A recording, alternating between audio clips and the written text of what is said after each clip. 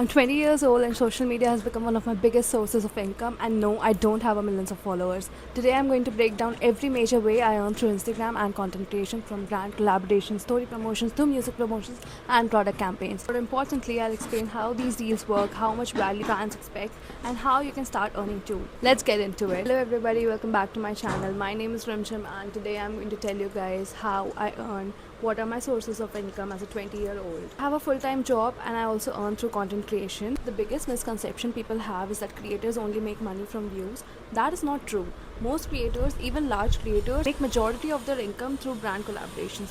Brands are not paying for your views alone. They are paying for three things: your audience, your influence, your ability to create content that sells. Once you understand this, social media becomes a business rather than just a hobby. I do three types of collaborations. First is collab reels. First way I make money is through collaboration reels. These are reels where the brand is added as a collaborator, meaning the post appears on both my profile and the brand's profile.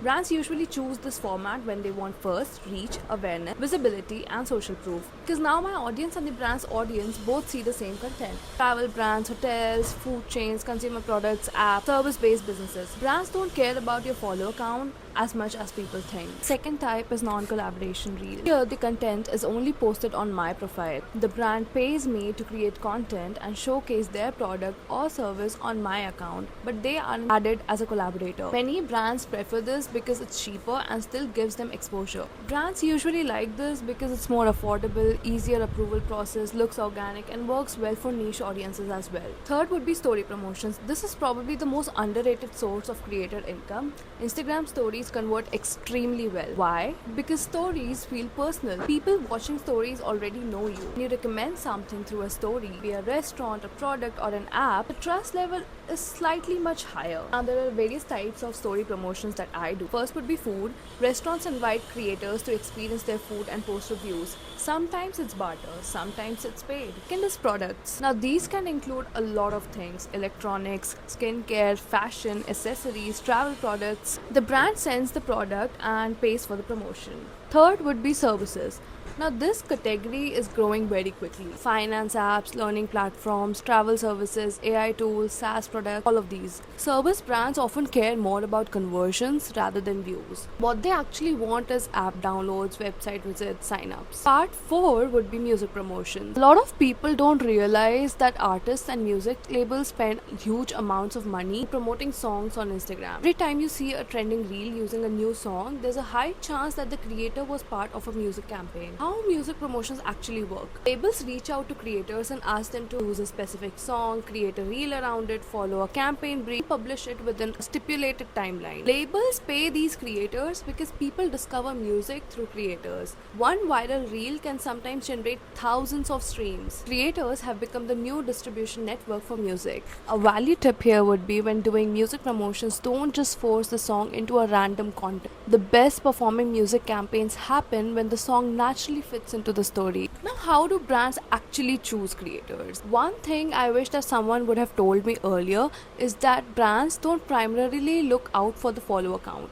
They look at metrics. Metrics that matter are average reel views, story views, engagement rate, click-through rate, audience demographics, audience location, previous campaign performance. For example, if a creator A has 10,000 followers and 50,000 average views, and creator B has 50,000 followers but 5,000 average views, most of the brands will choose creator A. Performance beats vanity metrics every single time. How exactly did I get my first paid collaboration? When I started out making content, nobody really was reaching out. No brands, no agencies, nothing. So I just focused on three things: posting consistently, improving my video quality, and trying to build a niche audience. Eventually the brands started noticing, agencies started reaching out, and after a while referrals became one of my biggest sources of work and income. A beginner advice that I would like to give you all is, if you're starting today, do not chase followers. Chase better storytelling, better editing, better hooks, and better audience retention. These are the things which attract the brands most and much faster. Things that most creators don't really talk about. First would be negotiation. The first price isn't always the final price. Brands negotiate, creators negotiate. It's very normal. Second would be deliverables. Every campaign comes with deliverables. Example, maybe a story, maybe a reel and a story, maybe a reel, a carousel as well as a story, and then again usage rights. Always read the requirements before accepting any collaborations. Third would be revisions. Sometimes brands ask for changes. This is a part of the job, honestly. Content creation is creative, but it is also client work. And then fourth, deadlines. Missing deadlines can hurt your reputation more than low views. Reliable creators get repeat business. How can you actually start making money through social media? If you're watching this and thinking, I only have a few thousand followers, can I still earn? Yes, you can. Absolutely. I've seen small creators with small audiences earn because they have very engaged communities. Focus on a clear niche, consistent posting, authentic content, and building trust. Brands can buy reach, but they cannot buy a genuine audience and audience trust. So that's exactly how I make money on social media as a 20-year-old. It's one of the biggest sources of income for me. I earn through brand collabs, non-collab reels, story promotions, as well as music promotions. The biggest lesson that I've learned is that social media is much more than posting content. It's about building attention, trust, and ability to influence people. If you're actually serious about becoming a creator, start treating your page like business from day one. If this helped you understand the creator economy better, make sure to subscribe and let me know in the comments what part of content creation you'd like me to break down next.